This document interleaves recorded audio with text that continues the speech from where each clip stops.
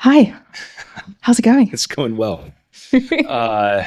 So I think, we're hoping that this will be an informative yet informal chat. And I think introductions are the first order of business. Is that right?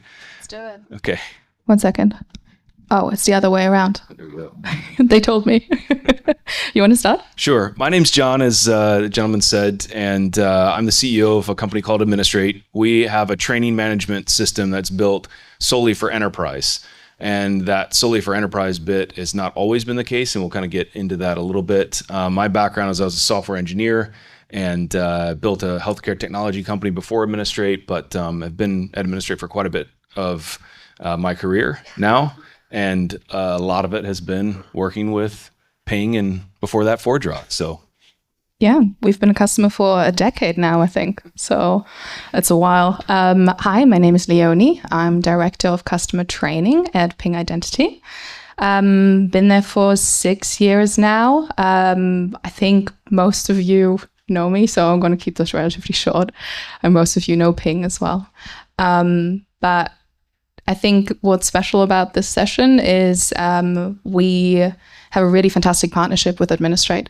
And we're going to show you a little bit about how Administrate and Ping Identity have really influenced each other's business, not just as vendor and customer, but as actual partners throughout this journey.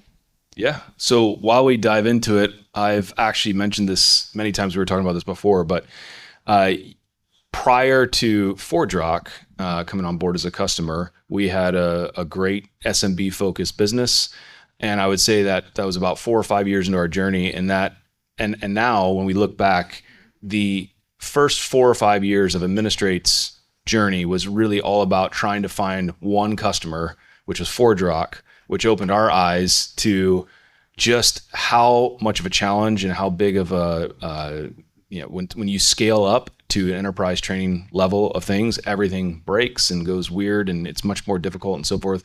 But that journey that ForgeRock kind of took us on, it's sometimes kicking and screaming along the way, has turned us into the company we are today. So you loved it. Don't pretend. and a lot of it is around this concept of like, how does data and looking at data help you on that journey, and helped us. Shall we jump in? Yeah. Cool. All right. I want to take you back to 2021, which is when we first started talking about a really big problem we had at ForgeRock, now Ping Identity, which was all around our self-paced learning. We had a really big issue how people were accessing our self-paced learning, how much time it took us to get them access to it, how much time it took us to give them everything they needed for it, the materials for it. It wasn't scalable for a really, really small operations team. It wasn't user-friendly.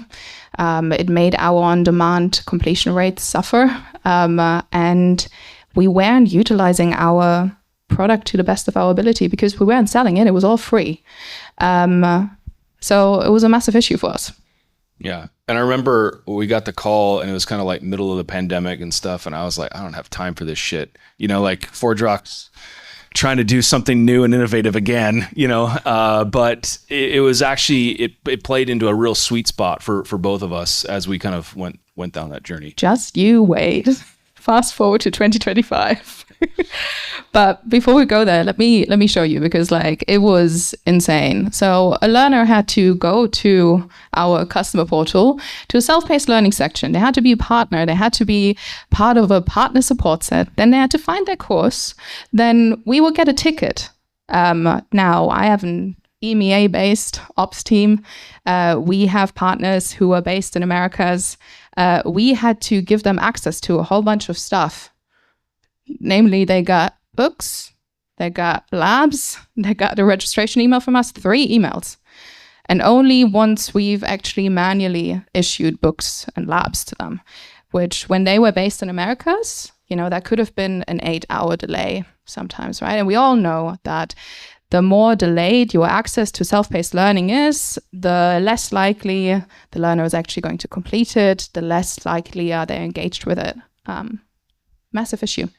And you could see it as well with like, oh, sorry, don't know where to point. Go this direction. You could also see it with like how long it was. Like a video of ours was half an hour long. Like nobody's going to stick around for a half an hour video anymore, right? Like we all know it's 5 to 10 minutes. Like it needs to be fast. It needs to be one topic. Nobody wants to do that anymore. And then we had like so many of them. Like I think we had 50 videos on some courses. So it's just like, it just didn't make any sense. And you could really see that in our before numbers. So this is where the analytics are coming in. Shall we talk about analytics? Yeah. So yeah, and this is one of those things that I've always admired about the crew at Ping is they and just by way of background, there are probably 4 or 5 major features of our platform that have Ping's paw prints, footprints all over, handprints all over them, right? And some of this was the team would build out what they needed in advance of us, if we couldn't get it done or put on a roadmap in time, and then we would come along later and fill it in. Sometimes it was a joint thing, whatever. But what I really admired about the team at Ping was when they came to us with a project, it wasn't just, I want to do this for this reason or this idea or because it looks cool or it feels cool or whatever. It was always very data driven. And that's been a theme kind of throughout all of these projects. Yeah, I appreciate that. I feel like that's going to be like the theme here as well. I feel like it feeds in really nice from what Richard did earlier, because once you have all of that data, what are you actually going to do with it, right? It's like a now what? What are the decisions that I'm making on it? And it's recognizing that there was a problem. So I want to remind you, this is still 2021, right? Like we had a look at our self-paced learning. We had high intervention courses and we had low intervention courses, but all of our courses, we needed to do something. With a high intervention course, it took me 5 minutes. I needed to go to 3 different vendor systems. I needed to send books from Gilmore. I needed to send labs from CloudShare. I needed to check on Administrate that that partner was on Salesforce or partner. And then I had to put everything in my student notes so I couldn't find it again. 5 minutes per registration.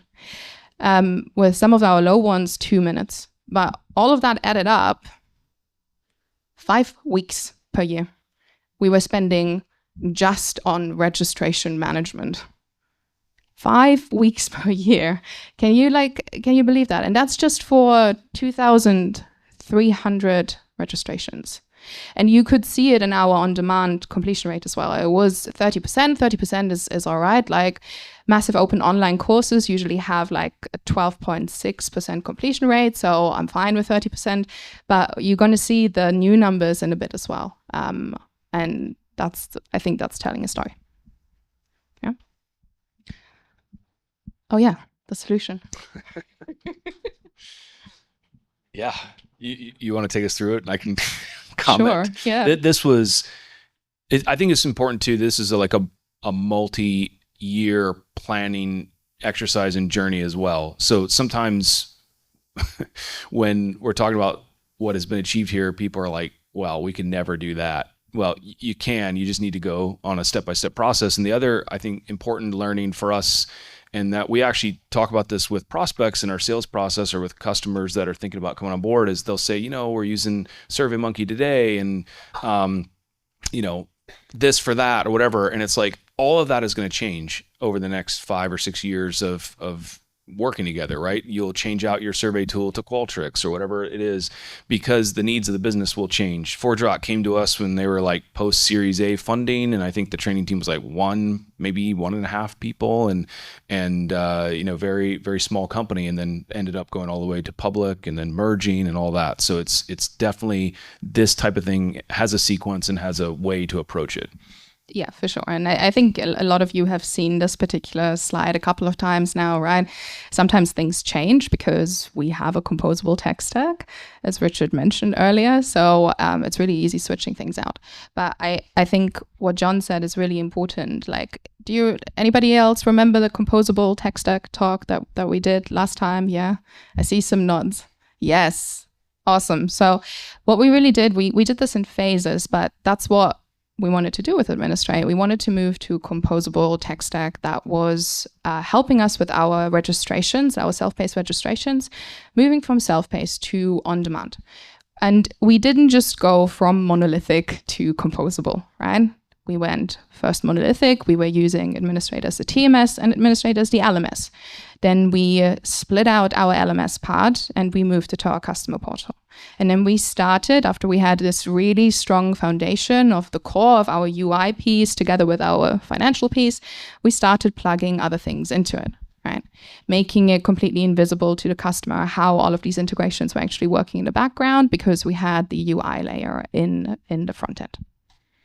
All right. And that was a really good thing for us. So I remember it was when talking with Kevin at one point, but also with, I'll never forget this. I was like out in the West Coast of the US and I got this email in from another customer of ours, Maersk Training, and they're like, the CEO, the CFO, the head of operations or whatever needs a call with you tomorrow. Like, we're really got an important thing to discuss. And all that, fuck, we're getting fired, right? Like this customer's churning for sure, right? So I wake up and it's like 6 a.m. my time, and I'm like, roll out of bed and I try to put a shirt on or something, try to look presentable. I get on this call and I'm like, what's up, guys? And they're like, oh, well, we just want to let you know we're gonna use a different LMS than what we call our portal, right? And I was like, great, excellent, because whenever that happens, that depressurizes the relation. We don't want to be in that business, right? The learner experience front end thing is not something that we care about. We care about the back office managing of training and so forth. And so they're like, we're going to change this. We just wanted you to know, and we still support you. And I was like, oh, great, amazing. I was like, can I get off the phone now? It's early. And they were like, oh, they thought it was a big deal for us, but because this is one of the ways that we learned how to focus down on what we're good at and embrace this composable or headless path with our customers. And it's been transformative for us, particularly in the enterprise space, because we are just not going to be the best at everything. We want to really be good at what we do and let you all pick and mix and match and whatever along the way. I think we always call Administrate our engine of our really, really shiny car, which is our customer portal. So It's been working really well. And to be honest, you're going to see it in a second when we go into the analytics. But maybe I've fallen in love with your reporting engine. Like, it's really good. We every time we compare it to like another vendor's reporting engine, it's just like, but where are all the things that I want to report on? And then like being able to combine it with like the APIs, because everything you can report on like is in the APIs. So that's fantastic. Anyway, shall we go to the next? Yeah. So the now, how's it looking now? So if you remember back then, 2,300 registrations. We are at 14,000 now. 14,000 on-demand registrations. That's in the last, 3 years really, right? Like 2025 now. 6 times increase in registrations in the last 3 years. And we have an 18% increase of our on-demand completion rates. And we're not just open to partners anymore. We are now selling this. So we're going to show you the revenue in a second as well. But I think what I found quite interesting when I ran the numbers, if we were still doing the same thing, I would spend 8 months doing only registration management. I would have to hire a person whose sole job it is to do registration management and send out books and send out labs, and that's just not scalable. So, we wouldn't have been able to be here without that integration. And we also wouldn't have been able to be here because we are selling it now. And from 2022 to 2025, we have tripled our revenue because we're selling it. And because it's not just been, we're doing it for an operational enhancement, we have also completely changed our business model with it. We went from something that was training credit based and like quite like ad hoc sellable to a training subscription model because we could now sell it. And that can really be seen in our revenue split as well. So if you look at our composition of our revenue from 2022, you can see we started selling training subscriptions in 2022 with 12.4%. Over 70% were training credits. That's the lovely TC on the left side. On the right side, 75% of our revenue is coming from training subscriptions now. I know we have a chat tomorrow about why you should ditch training subscriptions and you should go with training credits instead. So I'm interested to see it. But for us, this definitely was the right move. Tripled revenue in 3 years. Oh. Yeah. And what I love about this too is this is like an important principle that we talk about a lot, which is you don't necessarily have to go all in or pick which business model you want to be using. You can mix and match them. There's different, reasons and applications of this. And sometimes the market will swing you one way or the other, right? And it's great. So we really just, find a platform that can embrace all of those different models, and you can swing back and forth as the pendulum of the industry goes, right? All right. Next one. I think. Yeah. So this is like kind of the 4 parts that I think I'm personally really interested in, which is, that efficiency and scalability piece was kind of the driver for this whole thing, right? If you hadn't had that, my accent is American, and sometimes I'll be in a meeting with Europeans and I'll be like, well, if you had a gun to your head, what would you choose? And they're like, what? Why would you have a gun to your head? But you had a gun to your head, kind of. You had this problem that had to be solved.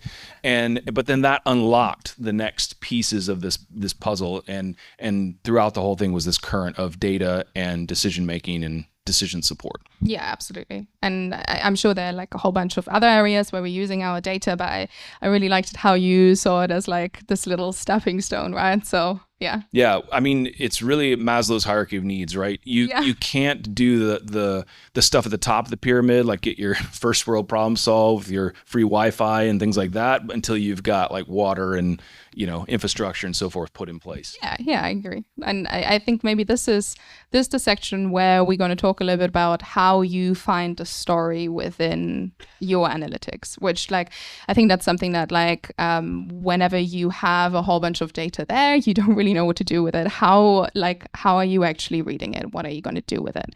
And that's something that I always tell my team is like, well, it's great that you got the data, but what does it mean? Why? Why are we doing it? What does it mean? What are you going to do with it now? And why does it look the way that it does?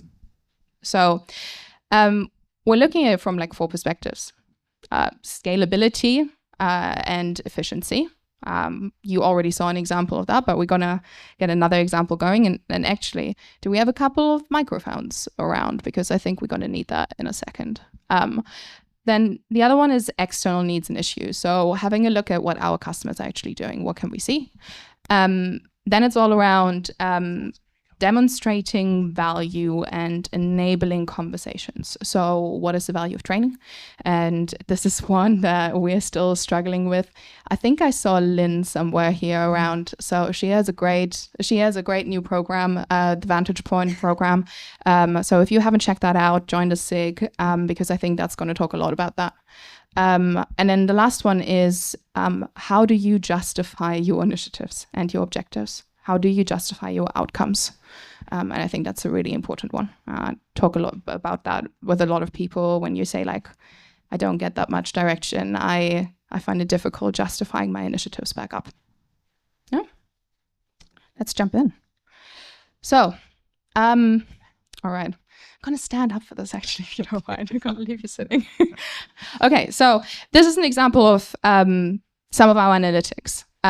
This is deliveries, event deliveries and student deliveries. I want to know from you, well, you can see we got 2024 in like the dotted line, and then the current 2025 numbers are in nice shiny red. Looks great, right? I mean, we're doing better than 2024. Love it. 30% increase in classes. What's the issue? Anybody have an idea what the potential issue could be when we're looking at this? When we're talking about limited headcounts?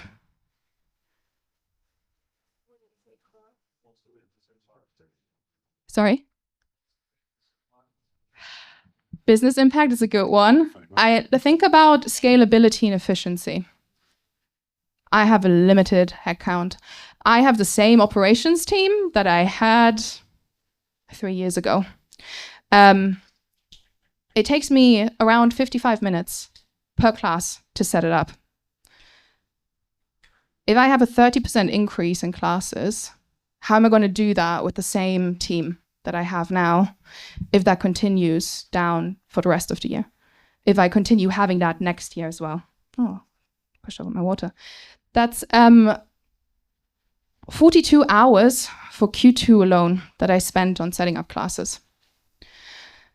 If that continues like that, I'm spending 6 weeks per year to set up classes. And that's only gonna keep on increasing as my business keeps on being more successful, right? And we wanna have more ILT classes. We wanna be more successful. We wanna get more people in. But I can't scale that, right? So I need to find a way to look at my vendors and reduce the time that I'm spending on them to manually set up all my classes. And that's something that we're currently doing with Administrate. We're looking at our tech stack. We're looking at how can we enhance our integrations. So I'm going from 55 minutes to 9 minutes per class. And then how do we track it? We've already done our first integration. Our first integration was with Gilmore, our ebook provider. We already saved 14 hours. 14 hours that my team can spend on being better with our customer service, on pushing new initiatives ahead, which we're going to see in a second as well. I think by the end of it, when we have everything done, I'm looking over to my senior ops manager. Shout out to Nia. But I think by the end of it, we're going to save 5 weeks of time. We're reducing a whole bunch of 6 weeks of manual effort to 1 week across the whole year, because we're reducing it from 55 to 9 minutes per class. Yeah, it's probably worth pointing out as well that that's a straight line kind of analysis of what could happen in the future, but actually all the research, when you look at ATD and so forth, all the research from ATD basically shows that as companies get larger, their training operations actually get more inefficient. And so what you see is the very largest training delivery models are the most inefficient. It's not a straight line, it actually gets worse. There you go. This is a very warm mic. Somebody had very warm hands. It wasn't mine. Yeah. All right, well, we're back here. Let's talk about external needs, because obviously you don't just apply that to your own part of it, right? We have a whole bunch of external information. Some of the student days and deliveries that we got, that's all pulled from Administrate. I want to show you a couple of things now that are around our ticketing system. So these are our ticket numbers. We have a training ticketing system. I imagine a lot of you do as well. But one of the issues that I immediately see, I'm not going to quiz you again, sorry guys. Again, dotted line 2024, red 2025. I went from 200 tickets to over 300 on average in a month. Why is that? What happened? Because yes, it's great that I'm having more students. That's all good. So I can account for that a little bit, right? But surely something is going on when I have such a large increase of tickets. And I'm sure that's what you do as well when you look at your data and you ask, oh, there's such a massive jump. What happened? Right? At least you should ask the question, why? Because my CSAT is great, 100%. My response rate is all right with 6%. My resolution time and my response time is fantastic, better than our support team. But what happened? And if we look into it, you can see a massive red block in the middle, 65 tickets on exam issues. All exam issues. And that's not just for Q1. These are some of my Q3 and Q4 data. Exam issue, exam issue, exam issue, exam issue, exam issue, exam issue. Consistently around the 30% mark. So what do? We have a composable tech stack. we go and switch out our certification vendor. And hi, by the way, to the newest member of our vendor family, Criterion. Thank you so much to have you on board. Yeah. And we'll see how that's going to improve our certifications now. Because, of course, we then had a further look into what our certification issues are. We set goals around what we want with our new vendor, and we'll track it. That's how we look at it in terms of what we're seeing from our customers. And that's just one example. We get, NPS data, we get comment analysis data. I hope you all have a survey tool where you can check in on your students, how everything is going, right? Right? Yeah, and so I think another key thing here is you need to have multiple different ways of solving these problems with the composable tech stack, right? We don't have to get too geeky, but when so most applications out there, a lot of products will have an API. That's great, but it means you got to code something and build something, whatever. You also want to be able to plug in maybe an integration platform as a service, and maybe there needs to be out of the box integration. So we never see one customer of ours solving everything in the exact same way for every situation. This kind of annoys our sales team because it means we have to have solution consultants on a lot of conversations to get the right solution. But I think that's something to keep in mind as you're going through this journey, which is, okay, we need to swap this vendor out. How are we going to do that? What are the mechanics behind it?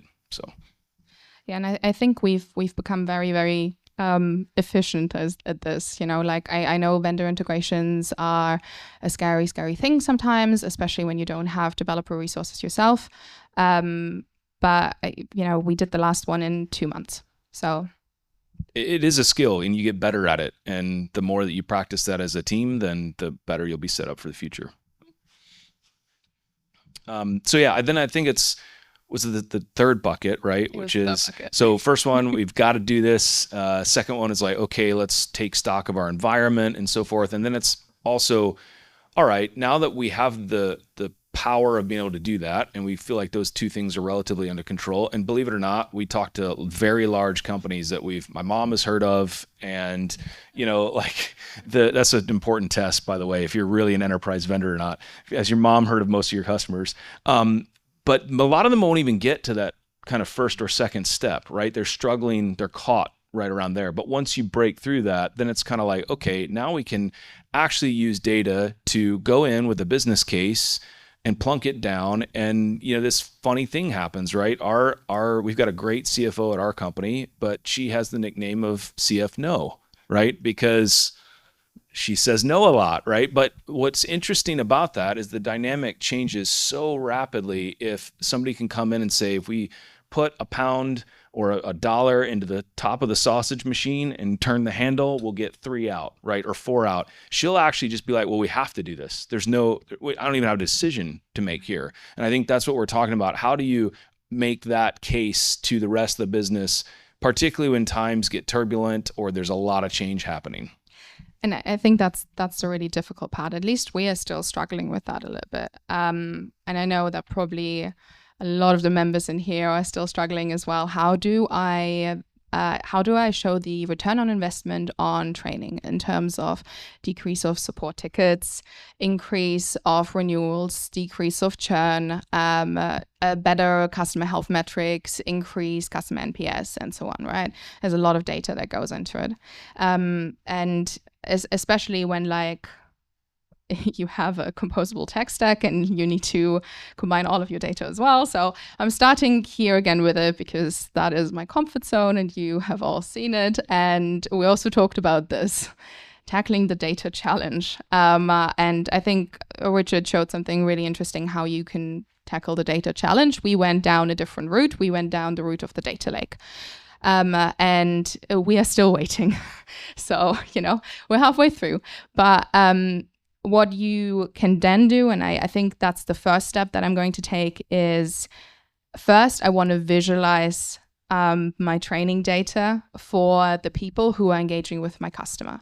So I want to be able to provide something like this to my customer success managers to say, hey, your account has 50% of their subscriptions assigned. they have taken a whole bunch of training in these quarters, and these are the trainings that they've taken. And if you go down, you can see who in particular has taken the training. And by the way, you have a new tab where you have all our comment analysis, all of the MPS. You can see how many learners you have active right now, how many courses they have taken per learner, and so on. So that's our first step. That's what we're currently building. And it's been taking a little while.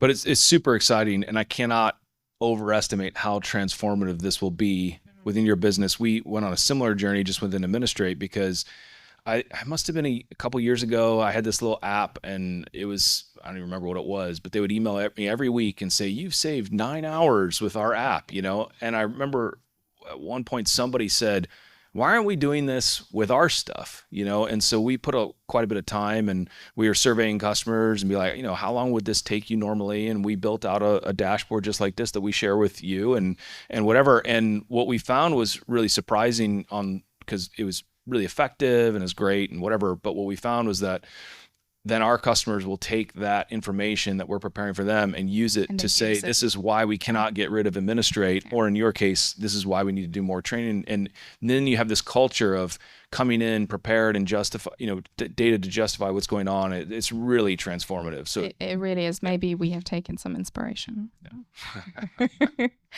Yeah. But I think that's where you need to start, right? You need to give like the transparency. You need to provide like a little bit of like a level of understanding of what training actually is and like what we actually do. You need to provide the visibility, and then you can talk about like some of the value. And I think that is the part that we are still working on, because our preferred version of this is I want all of these other composable tech stacks from my support, from my community, from my renewals team to feed into the same data lake, and then I want to be able to pull all of that data.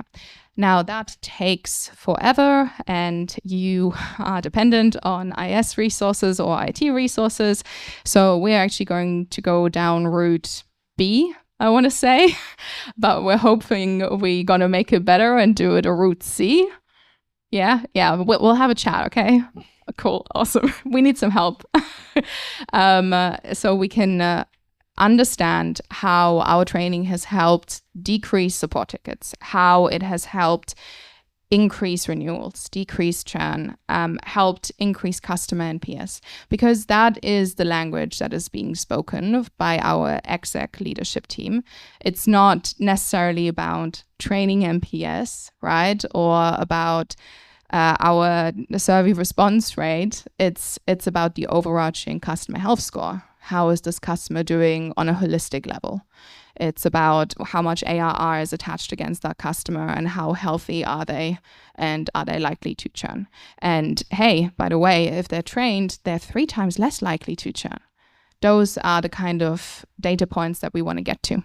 Yeah, and that will unlock massive investment when you can get to that point. And like one of the things that we say a lot is, it's kind of like in a negotiation, right? The first person that throws out a number, then you're anchored there, and then it's very difficult to unanchor yourself. The first data wins, right? So whoever comes out with the first data point, that's where the discussion is going to revolve around. And so you need to be on the forefront of that and really, or you don't even have the discussion, and that's even probably worse. But I would love to like connect with some of you afterwards as well, see how some of you are doing that. So yeah, I'm hoping the Vantage Point program is hopefully going to be really useful for that. I'm putting a lot of pressure on you over there. But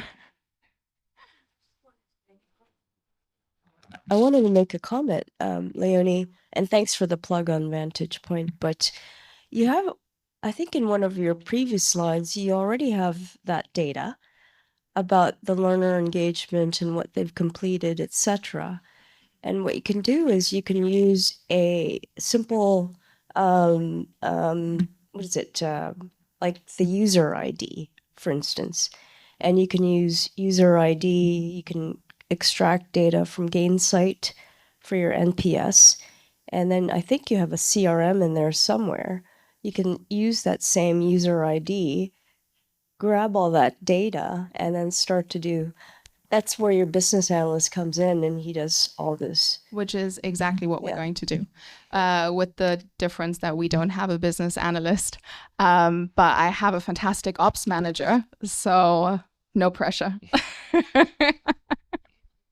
But yeah, that's exactly. Ooh, we're not waiting anymore, right? Like, there are so many data sources. I think one of the issues is as well access to the data sources, right? Because some of them are locked behind like where I can't get access to. So I need to find the right people who can give me the right reports that are then landing in an email somewhere, unless they give me access to it to run it myself. And then you need to correlate the data, you need to compare it, you need to, right? And that's fine. The easier way would have been our data lake. But hey ho, you know. All right, last one. Measure success and impact. Yeah. So we were talking about this a little bit before, and I think one way that we tend to think inside of our business is we always want to be making bets here and there. We want to make a bet, right? And it's basically just scientific method. So you hope you have a hypothesis, and then you want to either use data to prove it or disprove it. And it's a super simple thing, but it tends to not be the norm for a lot of folks. And when you're smaller, less complicated organization, you can go. We were talking about this. You can go with your gut for quite a long time. That can carry you through for years. But at some point, you become unattached, and you need to really get into the habit, particularly around training. I think of we've made this bet that this class is going to do something. What is it supposed to do? What behavior is it supposed to modify? Because if you haven't modified your behavior, you haven't learned anything. So yeah, that you need to justify, right? And that's really what the last part is all about, justifying the things that you are doing in your organization. And that's why I'm closing the loop back over to like people who tell me, well, I don't get direction. I say, well, just give yourself direction. What is the data telling you? And then justify it. It's better asking for forgiveness than for permission, especially when you have the data to back you up. So these are the initiatives that we are running. I'm really letting you have like a little bit of a look under the hood here, but this is what we're doing this year. We have 13 initiatives. We got a whole bunch of KPIs underneath it, which we are reporting up to exec level, which are around NPS, response rate, CSAT scores. We're tracking subscription assignment rates, renewal rates, revenue, bookings, and so on, right? But I think the interesting part really of this is what it looks like when I put 13 initiatives against what I'm going to do in a quarter and how I'm going to track if they are successful, which is this part over here. Why am I doing it? Because that is going to be what somebody's going to ask you. Why are you spending your time on this? What is the business outcome of your initiative? And why aren't you focusing your time somewhere else? How does it connect back to your business objectives? And then I think it's really important to then think about your metrics and how you actually measure success. We talked a little bit about token metrics earlier. I think, like something that I wouldn't use is I want to complete 5 enablement sessions per week. I mean, that's great, but why do you want to do it? What is the impact of your enablement session? Is your support engineer who you're going to give those enablement sessions to going to increase their CSAT score? Is it going to increase the NPS? Is it going to reduce ticket response times because you provided those enablement sessions?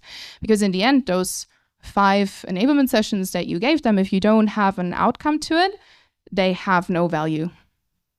They are just a vanity metric that you've done something. It's a checkbox exercise. Yeah. So if you don't have the metrics, make the metrics. So one of the things that we didn't have, I'll go back. So one of them was around learning UI and design and learning engagement enhancement. We didn't have any metrics around this, so we added new metrics into our survey for it. We combined already existing ones. We added a new survey to it. And right now, until we are implementing, we are establishing a new baseline. So we're collecting data for the next couple of months. We're probably going to start seeing some change on this, probably end of Q2. By that point, I'm going to have 6 months of data that I can compare myself against. And I can say, okay, my metric on this increased by 10% because of the changes that I have made. And those changes I can directly relate back to this particular initiative. Same with on-demand completion rate. We didn't track that before. Now we are. So you see our registered versus passed and our completion rate here on the side did the exact same thing. So how are we tracking this here? And you can see how we're tracking against our benchmark as well. Just some examples of what we're using.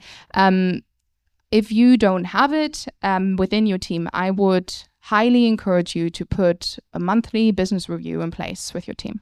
It doesn't have to be up to your exec leadership team, right? Make members of your team responsible for numbers.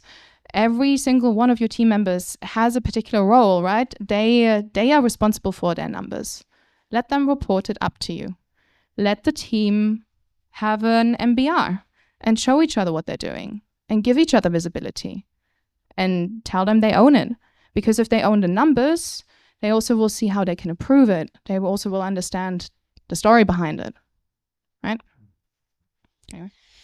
Yeah, no, I think that's such a good tip. We've put that in place, Administrate, and there's all kinds of different things, right? Some people use OKRs and we use EOS, and there's all kinds of different frameworks or whatever, but just having something there to really, really dial in and look at. I mean, you'd be amazed. You put a number on there, and if it's green, or red, people really pay attention to it. So it's pretty transformative. And I think too, like the backdrop of all of this, it's easy to forget when Leonie's talking about this, that like you have an incredible amount of change happening at an incredible rate. I mean, just as a partner, watching the just meteoric ascent of ForgeRock as a company and going from just tens to thousands of employees, their business was growing like crazy. You're putting out getting rid of legacy products and introducing new products. And then there was going public, and that involved a ton of compliance training and all kinds of stuff. And then it was being merged and then taken private again. And I mean, that amount of change, even over an 8 to 9 year time span, is incredible. And yet this stuff was all needing to happen. And so those numbers were changing all the time. And it's like, we talk a lot about, it's not so much, there's no scary numbers. There's just trends that you need to watch and monitor and so forth. And I think this stuff becomes so important when we have huge amounts of change, because training is usually in the crosshairs for one reason or the other, good or bad, and having this stuff, I know for sure probably gives you a ton of confidence and your team a ton of confidence that you're making right decisions and the rug's not going to be pulled out from underneath you when all this change is happening, probably unlike most other teams within your business. Yeah, for sure. And John and I talked a little bit about, like, has this always been the case for us as well, right? Like, and it hasn't. And like so I took over this team 1.5 years ago, and look, I had to deal with a whole bunch of new executive leadership, right, that I hadn't dealt with before. Also, I'm a woman. I was 30 when I took over. I was talking to people who had a lot more experience than me, who maybe had a certain perception of a young woman leading a team. And I had to justify every single decision that I was making. And I was justifying it with the data. And I want to repeat, right? Like, tripled the revenue in 3 years.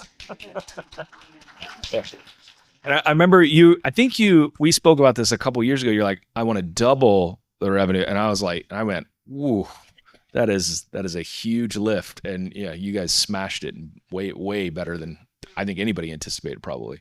Yeah, it was good. Feels good. But I think it, the necessity of it and having to do that, which is fine, it's whatever. But I think it has really given us such a strong standing to understand our own business and to understand where we're going and to get the credibility and the buy-in from our executive leadership team. Because when I come now with an initiative and when I say I want to do this, they are not questioning why anymore, right? Because we have proven that we know what we're doing and we know what the output is going to be and that we know our business. I think it's a good spot to leave it at, isn't it? Yeah. All right, let's do it. We got questions, I think. Yeah. There you go. Yeah. Any questions and maybe before we pop in a question or two, just encourage everybody, like this was a journey, right? It's not a switch you can flip and you can go from like nothing to what you see. You just got to break it down to bite-sized pieces. And so a lot of times, if you want tips and, thoughts or commiserations, whatever, you can talk to us afterwards as well. But yeah, I don't know if we have time for a question or two.